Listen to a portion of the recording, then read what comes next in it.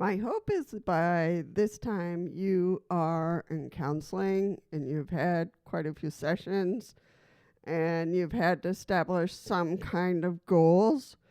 As I mentioned in the previous video.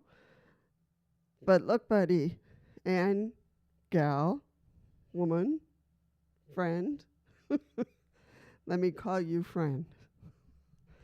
There are so many things you can do as a person in recovery to get your mind on something different.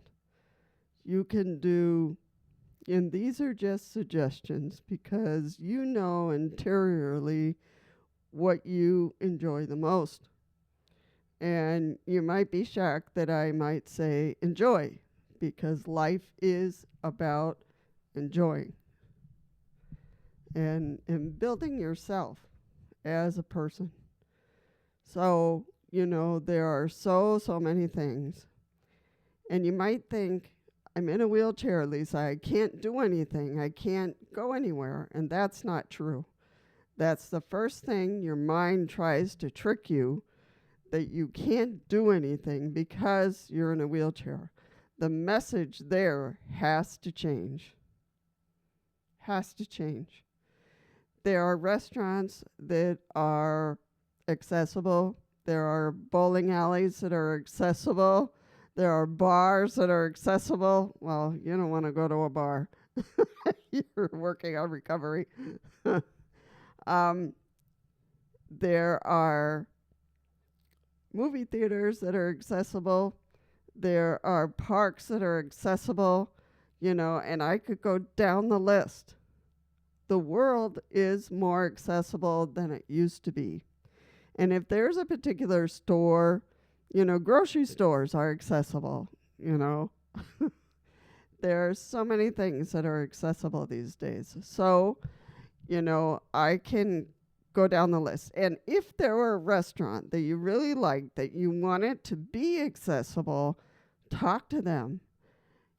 Touch base with the manager and say, hey, I really like your restaurant and I want to spend some time with my friends and family, but I'm in a wheelchair and I want to invite you that somehow together we figure out how, I can get into your restaurant, when I come. So would you be willing to make an entrance accessible? So when I come with family, I come with friends, that I can come in. So, then you start negotiating. So, and the manager might say, absolutely, we'll figure it out. We'll, come on over and we'll look at the entrances and see what we can do to make an entrance accessible. Sometimes they're a little, sometimes it's best to meet with them one-on-one because they see you, you're expressing your passion for the restaurant, and that means this for them. So, it's a benefit for them. They can see that it's a benefit, when you mention friends and family and, to use your facility, so that's really important for them to understand that helping people with disabilities, we are also patrons. And we have funds. We want to spend our own money in places that we enjoy. So your brain got stuck on an addiction of some kind. And now you have to start moving your brain towards other things that you want to do.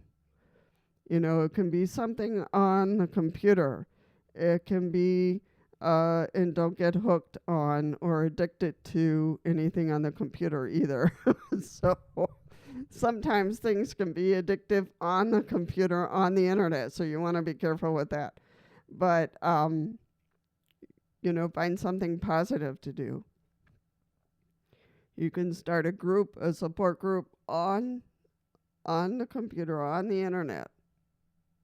You know, you can give back what people are giving to you. And that's what I do on YouTube, is that I give back what a lot of people gave me.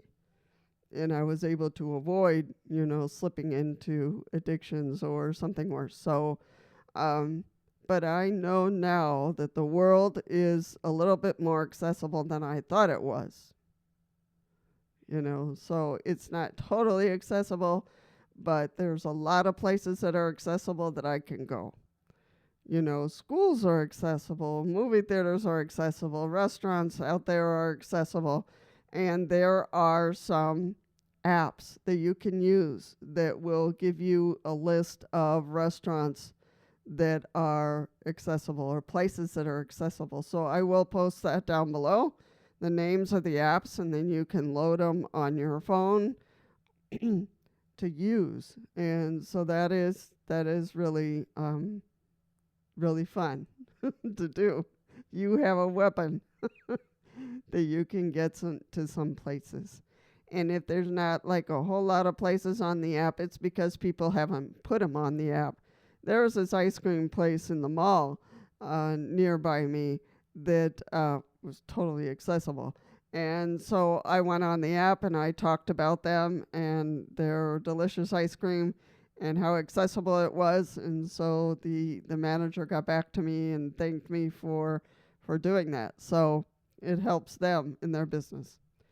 You know, these are the things that are really important for you to think about. What kind of things do you want to do to take care of yourself? It is about self-care. And self-care can come in so many shapes and sizes. And somebody's calling me who's very annoying.